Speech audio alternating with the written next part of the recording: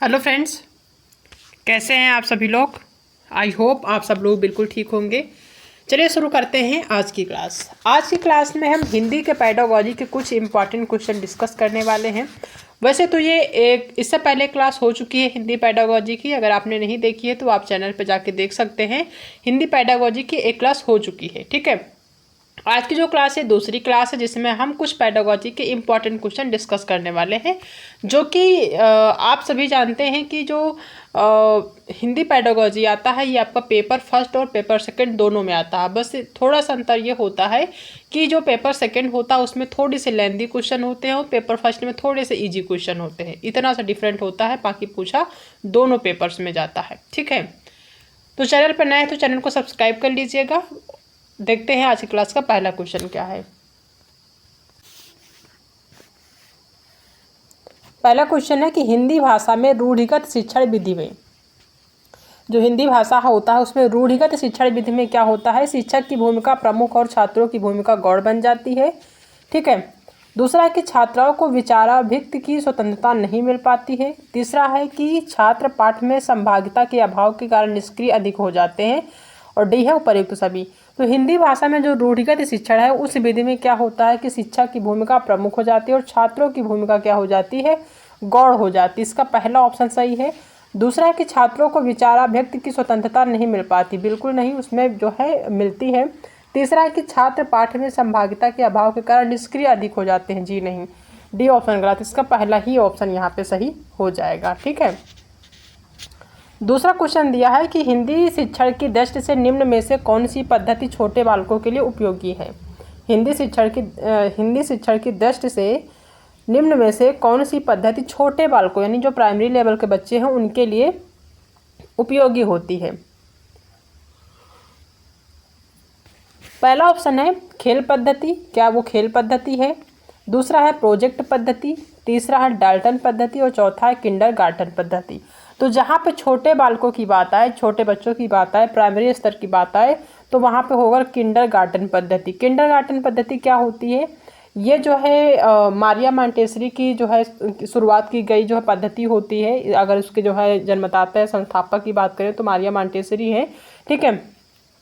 उन्होंने किंडरगार्टन पद्धति की शुरुआत की। तो इसमें जो है जो छोटे छोटे बच्चे होते हैं उनको जो है एक्टिविटी के माध्यम से पढ़ाया जाता है किंडरगार्टन पद्धति में। तो डी ऑप्शन इसका सही आंसर हो जाएगा, ठीक है। नेक्स्ट क्वेश्चन है कि गद्य की रूढ़िगत पाठन विधि का दोष क्या है। गद्य की रूढ़िगत पाठन विधि का जो दोष है वो क्या है। छात्र की वाचन संबंधी अशुद्धियों को ठीक नहीं कराया जाता है, ठीक है, सही है, क्योंकि यहाँ पे दोष पूछ रहा है। बी नंबर के छात्र गद्यांश का अर्थ नहीं समझ पाते हैं, ठीक है। वाक्य प्रयोग, मुहावरे, पर्यायवाची शब्दों का अर्थ स्पष्ट नहीं कराया जाता है, ठीक है। और डी ऑप्शन यानी उपर्युक्त सभी में डी ऑप्शन सही हो जाएगा। गद्य की रूढ़िगत पाठन विधि के दोष ये सभी हैं, तो डी ऑप्शन यहाँ पे सही हो जाएगा। नेक्स्ट क्वेश्चन दिया कि किस शिक्षण विधि में कल्पना शक्ति का विकास करने वाले मनोरंजन खेलों का स्थान दिया जाता है। कौन सी शिक्षण विधि है जिसमें कल्पना शक्ति का विकास करने वाले मनोरंजक खेलों का स्थान दिया जाता है। क्या वो डाल्टन पद्धति है, मॉन्टेसरी पद्धति है या फिर बालोद्यान पद्धति। ये है बालोद्यान पद्धति, ठीक है। कौन सी है, बालोद्यान पद्धति। थर्ड ऑप्शन यहाँ पे सही हो जाएगा। नेक्स्ट क्वेश्चन दिया है कि भाषा के रूढ़िगत पाठन विधि अवकाश के दिनों घर से निबंध रचना कर लाने से संबंधित सही तथ्य क्या है। भाषा के रूढ़िगत पाठन विधि अवकाश के दिनों घर से निबंध रचना कर लाने से संबंधित सही तथ्य क्या है। पहला कि अभिव्यक्ति का वास्तविक रूप आ जाता है। दूसरा कि निबंध की मौलिकता नहीं आ पाती। तीसरा है कि छात्रों की कल्पना शक्ति का विकास होता है। और डी नंबर है कि निबंध लेखन बेहतर होता है, ठीक है। तो इसका जो सही है आंसर वो है निबंध की मौलिकता नहीं आ पाती। भाषा के रूढ़िगत पाठन विधि अवकाश के दिनों घर से निबंध रचना कर लाने से संबंधित सही तथ्य यह है कि निबंध की मौलिकता नहीं आ पाती है, ठीक है। बी ऑप्शन यहाँ पे सही आंसर हो जाएगा। नेक्स्ट क्वेश्चन दिया कि निम्न में से किस विधि द्वारा भाषा शिक्षण के उद्देश्य अर्थग्रहण, अभिव्यक्ति तथा सृजन शक्ति तीनों साथ साथ पूरे होते हैं, ठीक है। यहाँ होगा सृजन शक्ति तीनों साथ साथ पूरे होते हैं। क्या वो किंडरगार्टन पद्धति है, डाल्टन पद्धति है, प्रोजेक्ट पद्धति है या फिर है मॉन्टेसरी पद्धति। तो किस विधि द्वारा भाषा शिक्षण के उद्देश्य अर्थग्रहण, अभिव्यक्ति तथा सृजन शक्ति तीनों साथ साथ पूरे होते हैं, तो वो है कौन सा, किंडरगार्टन पद्धति। ठीक है, इनमें तीनों जो है एक साथ पूरे होते हैं, तो ध्यान रखना है। नेक्स्ट क्वेश्चन है कि हिंदी शिक्षण में डाल्टन पद्धति के दौरान क्या होता है। हिंदी शिक्षण में डाल्टन पद्धति के दौरान विद्यार्थी स्वप्रेरणा से कार्य करते हैं, बिल्कुल सही। दूसरा है कि मौखिक भाषा का विकास होता है, जी नहीं। स्वतंत्रता पूर्वक कार्य नहीं कर पाते हैं, या फिर शिक्षक और प्रयोगशाला की आवश्यकता कम पड़ती, ये ऑप्शन गलत होगा। हिंदी शिक्षण में जो डाल्टन पद्धति है उसके दौरान विद्यार्थी स्वप्रेरणा से कार्य करते हैं, किससे, स्वप्रेरणा से। पहला ऑप्शन यहाँ पे सही हो जाएगा। नेक्स्ट क्वेश्चन है कि भाषा शिक्षण की प्रायः किन नवीन पद्धतियों द्वारा बातों पर विशेष बल दिया गया है। भाषा शिक्षण की प्रायः किन नवीन पद्धतियों द्वारा बातों पर विशेष बल दिया गया है। क्या बालक की स्वतंत्रता है, या फिर जो है बालक की रुचि है, क्रियाशीलता है, या फिर इनमें से सभी। तो भाषा शिक्षण की प्रायः नवीन पद्धतियों द्वारा जो बातों पर विशेष बल दिया जाता है, बालक की स्वतंत्रता का भी ध्यान रखा जाता है, बालक की रुचि का भी, क्रियाशीलता का, इन सभी चीज़ों का जो है ध्यान रखा जाता है। तो डी नंबर यानी कि इनमें से सभी ऑप्शन सही हो जाएगा। नेक्स्ट क्वेश्चन है कि हिंदी शिक्षण में डाल्टन पद्धति का दोष क्या है। जो हिंदी शिक्षण दी जाती है, हिंदी पढ़ाया जाता है, उसमें जो डाल्टन पद्धति है उसका दोष क्या है। पहला है कि बालकों का मौखिक भाषा का विकास नहीं हो पाता है, बिल्कुल नहीं। अगर हिंदी शिक्षण हो रहा है तो उसमें जाहिर सी बात है कि भाषा का विकास तो होगा, तो ये क्या है, एक दोष है। ठीक है। दूसरा कि शिक्षक बालकों पर व्यक्तिगत रूप से ध्यान नहीं दे पाता, ध्यान भी दे पाता है, ठीक है, ध्यान नहीं दे पाता है। और सी नंबर है कि विद्यार्थी स्वमूल्यांकन नहीं करते हैं, और डी है कि बालकों में हीन भावना उत्पन्न हो जाता है। तो हिंदी शिक्षण में जो डाल्टन पद्धति होता है उसका दोष माना जाता है, वो ये है कि बालकों का मौखिक भाषा का विकास नहीं हो पाता है डाल्टन पद्धति में। ठीक है, जो डाल्टन पद्धति होती है उसमें क्या होता है कि बच्चों का जो मौखिक भाषा है उसका विकास नहीं हो पाता है। ठीक है, तो इसका पहला ऑप्शन यहाँ पे सही हो जाएगा, डाल्टन पद्धति की बात हो रही। ठीक है। नेक्स्ट है कि हिंदी शिक्षण की दृष्टि से निम्न में से कौन सी पद्धति छोटी कक्षाओं की अपेक्षा बड़ी कक्षाओं के लिए अधिक उपयोगी है। हिंदी शिक्षण की दृष्टि से निम्न में से कौन सी पद्धति छोटी कक्षाओं की अपेक्षा, यानी जो प्राइमरी लेवल है उसकी अपेक्षा जो बड़ी कक्षाएं हैं उसके लिए उपयोगी होती है। क्या वो प्रोजेक्ट विधि है, या फिर डाल्टन विधि है, मॉन्टेसरी पद्धति है, या फिर है किंडरगार्टन पद्धति। तो वो कौन सी है, वो है प्रोजेक्ट विधि। कौन सी है, प्रोजेक्ट विधि। हिंदी शिक्षण में जो प्रोजेक्ट विधि है ये छोटी कक्षाओं की अपेक्षा जो बड़ी कक्षाएं हैं उनके लिए ज़्यादा उपयोगी होती है प्रोजेक्ट विधि। ठीक है, प्रोजेक्ट के माध्यम से की चीज़ें करवाना, कोई भी काम कराना, ठीक है, कोई भी टॉपिक समझाना। नेक्स्ट है, किस विधि के द्वारा पढ़ाने पर पद्य के गुण दोषों की आलोचना करनी पड़ती है। ठीक है, यानी जो पद्यांश होता है उसके गुण दोषों की आलोचना करनी पड़ती है। क्या वो व्यास विधि है, या फिर तुलना विधि है, या फिर खंडान्वयन विधि है, या फिर समीक्षा विधि है। तो वो कौन सी विधि है, वो है समीक्षा विधि। यानी कि जो समीक्षा विधि है इसके द्वारा पढ़ाने पर जो पद के गुण हैं या दोष है उनकी आलोचना करनी पड़ती है, क्योंकि वहाँ पे क्या होगा, समीक्षा करने पड़ेगा, डिस्क्राइब करना पड़ेगा। ठीक है, तो डी ऑप्शन यहाँ पे सही होगा। नेक्स्ट क्वेश्चन है कि शब्द व्याख्या को प्रमुख विधि या है। जो शब्द व्याख्या है उसकी जो प्रमुख विधि है वो क्या है, उद्बोधन विधि है, या फिर प्रवचन विधि है, स्पष्टीकरण विधि है, या फिर इनमें से सभी है। तो जो शब्द संख्या है उसकी प्रमुख जो विधि है, शब्द संख्या की जो प्रमुख विधि है यहाँ पे की होगा। ठीक है, शब्द संख्या की जो प्रमुख विधि है वो उद्बोधन विधि है भी है, प्रवचन विधि भी है, और स्पष्टीकरण भी है। तो इसका डी ऑप्शन यहाँ पे सही हो जाएगा, इनमें से सभी। नेक्स्ट क्वेश्चन है कि कहानी शिक्षण का उद्देश्य है। जो कहानी शिक्षण है उसका क्या उद्देश्य है। ठीक है,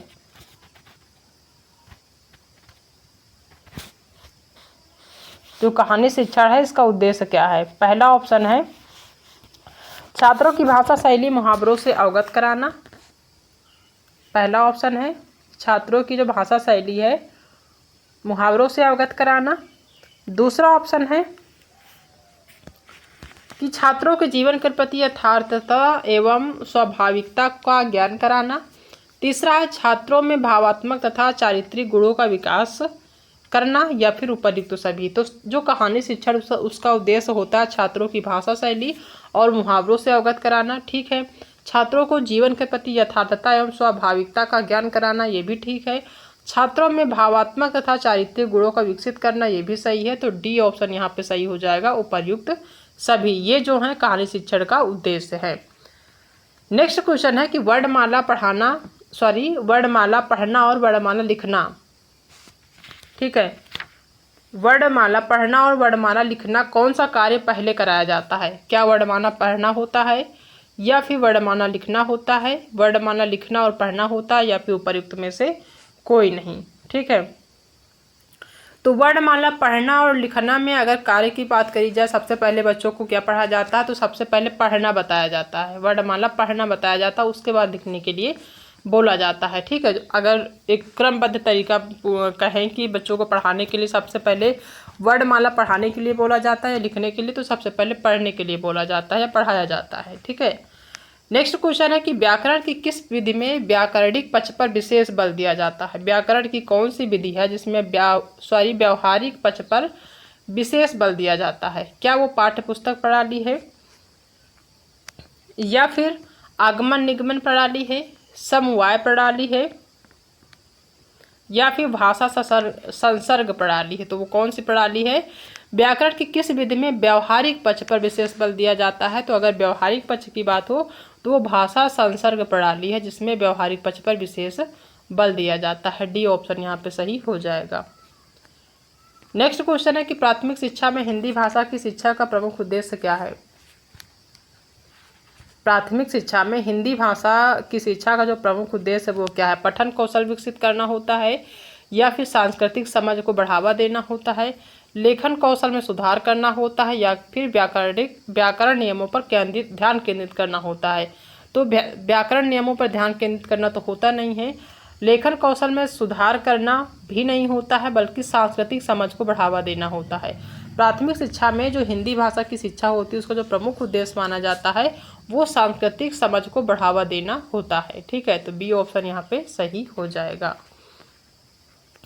नेक्स्ट क्वेश्चन दिया है कि प्राथमिक छात्रों में हिंदी भाषा के प्राप्ति को बढ़ावा देने के लिए कौन सी निर्धारित विधि है? प्राथमिक छात्रों में हिंदी भाषा के प्राप्ति को बढ़ावा देने के लिए कौन सी निर्धारक विधि है? क्या वो कठिन व्याकरण अभ्यास है? तो कठिन व्याकरण अभ्यास तो होगा नहीं, कठिन कहीं भी नजर आ जाए और व्याकरण है तो वो क्या है? निगेटिव होता है, गलत होगा। संगीत के गीतों की हिफाजत, जी नहीं। कहानी सुनाना और संवेदनात्मक सत्र होता है। क्या होता है? प्राथमिक छात्रों में हिंदी भाषा के प्राप्ति को बढ़ावा देने के लिए कौन सी निर्धारक विधि है? तो वो है कहानी सुनाना और संवादात्मक सत्र, यानी कि सबसे पहले कहानी बच्चों को सुनाना, उसके बाद आपस में संवाद करना, ठीक है, वो सत्र होता है। शब्दावली को रट लेना तो वैसे भी गलत है। सी ऑप्शन यहाँ पे सही हो जाएगा। रटना क्या होता है? हमने बताया था निगेटिव टैग वर्ड्स के अंतर्गत आता है। कहीं भी रटना दिख जाए गलत होगा। कठिन या व्याकरण या अभ्यास की बात हो गलत होगा, ठीक है। संगीत के गीत के तो यहाँ पे कोई मतलब ही नहीं है, तो सी ऑप्शन यहाँ पे सही हो जाएगा।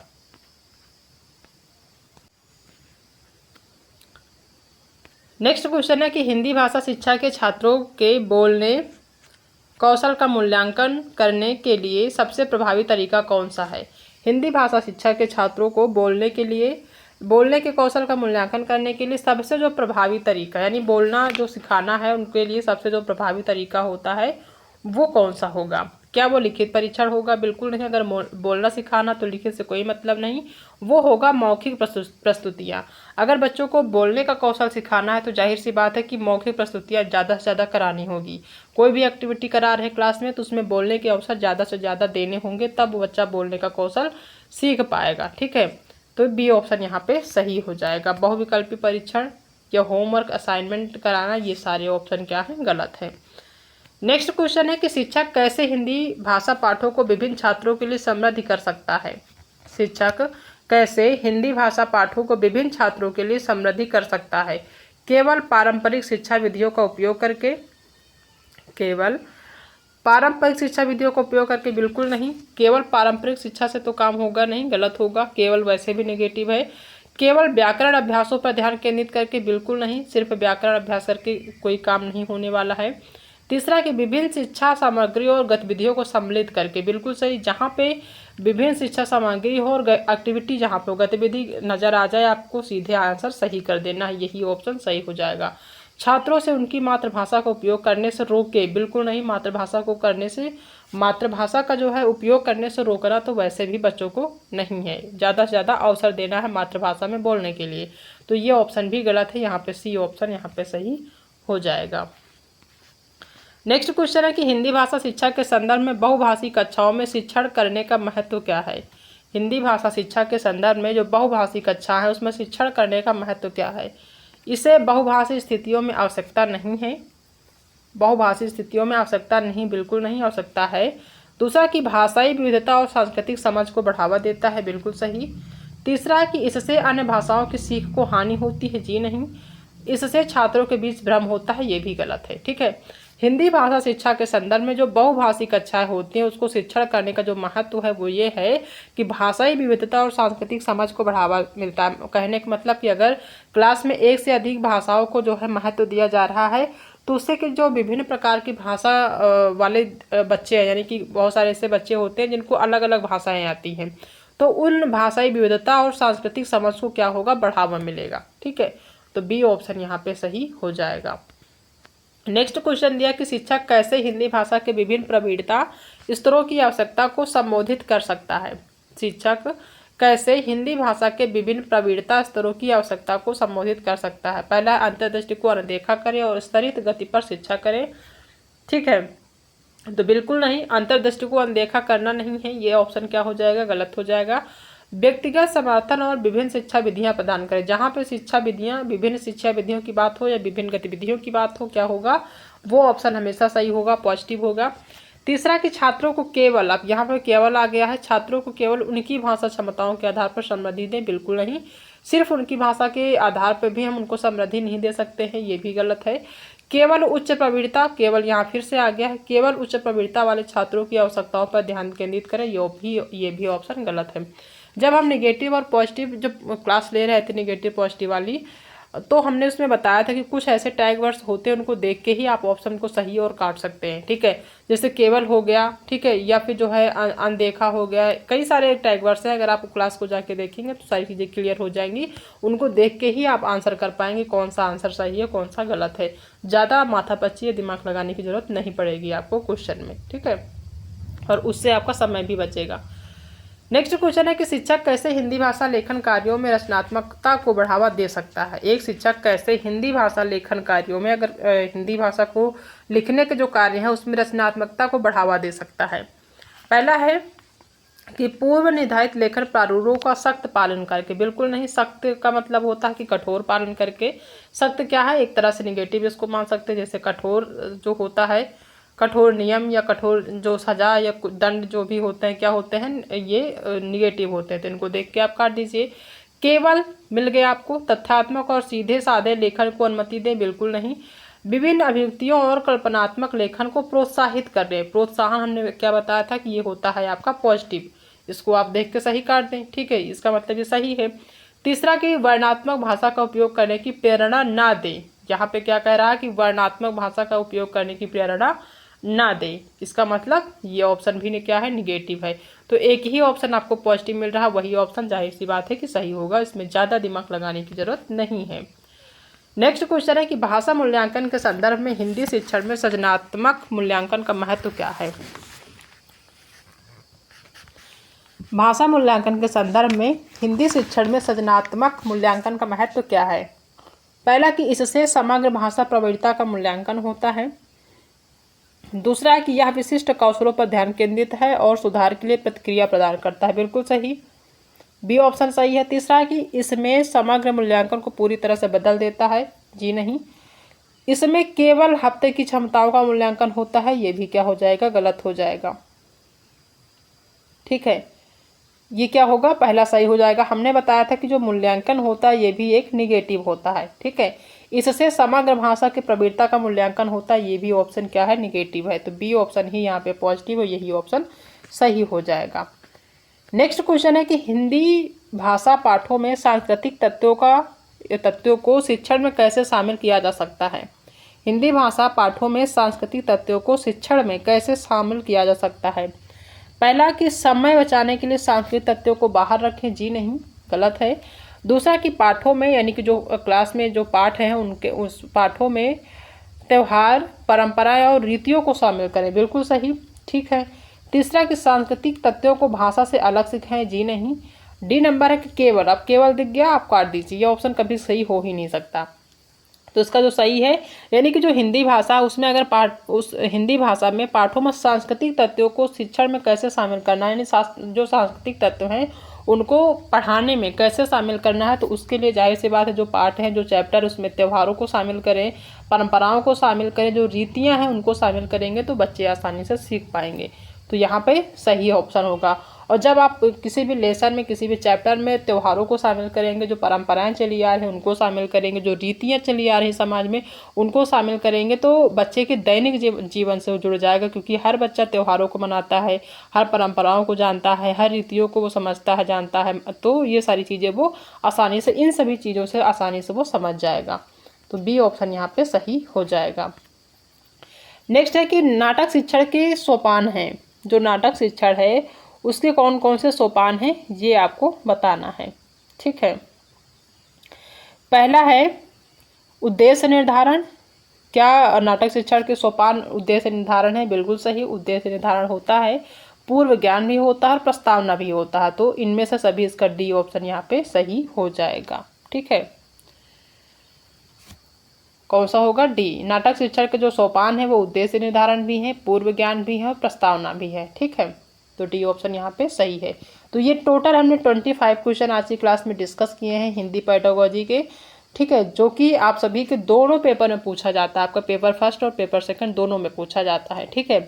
तो आई होप कि चीज़ें समझ में आ गई होंगी। इससे पहले भी एक क्लास हो चुकी है, अगर आपने नहीं देखा तो आप जाके देख सकते हैं, आपके लिए हेल्पफुल रहेगी, ठीक है। तो अगर आप सभी को आज की जो क्लास है पसंद आई है तो क्लास को लाइक करिएगा, अपने दोस्तों में भी शेयर कर दीजिएगा, और अगर आप चैनल में पहली बार विजिट कर रहे हैं तो चैनल को सब्सक्राइब करना बिल्कुल भी मत भूलिएगा। साथ में बेल आइकन भी प्रेस कर लीजिएगा ताकि जो भी हम क्लासेस लाएँ उसका नोटिफिकेशन आप तक जरूर पहुँचे, ठीक है। तो आज की क्लास में इतना ही, बाकी मिलते हैं नेक्स्ट क्लास में एक नए टॉपिक के साथ, तब तक अपना ध्यान रखिएगा।